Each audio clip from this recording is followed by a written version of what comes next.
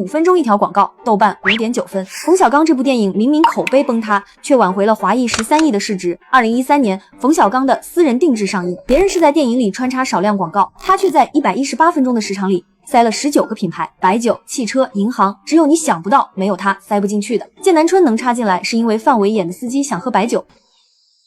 剑南春吧，柔。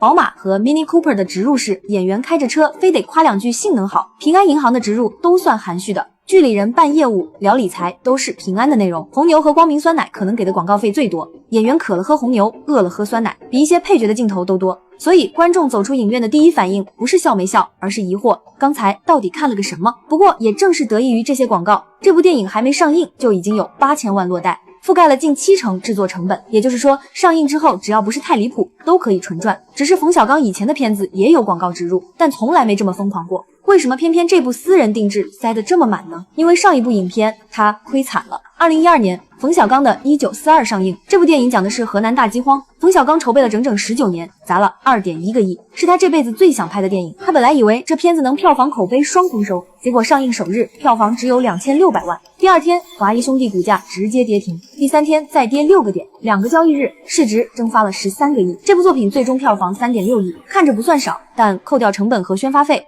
华谊影视板块直接亏损7000万。冯小刚作为华谊的金牌导演，自然得站出来扛事。于是他把2008年就搁置的一个旧项目捡了起来，那个项目叫《贵族》，本来是讽刺新富阶层的，因为剧本不满意一直没拍。这次重启，他直接找来了老搭档王朔，两人半个月就把剧本写完了。电影由4个专门帮人实现奇葩愿望的规划师串联，这种结构不需要太复杂的剧情，穿插段子和小故事就能撑起时长。冯小刚自己也不装，直接说这部片子就是向市场妥协，不讲艺术，只讲商业。而这部电影不仅剧本写得快，2013年3月在海口开机，1个月就杀青了，取景地也全是为广告服务的。海口的观澜湖华谊电影公社是冯小刚和华谊合资搞的地产旅游项目，在这儿拍等于免费给电影公社做宣传。演员选的是葛优、白百合、李小璐、郑恺。葛优是冯氏喜剧的招牌，有他就有票房基本盘。白百合和李小璐当时正当红，自带流量。郑恺是潜力新人，4个人既能撑剧情，也能配合广告植入。最终这部电影斩获7.19亿票房，成为了2013年的贺岁档冠军，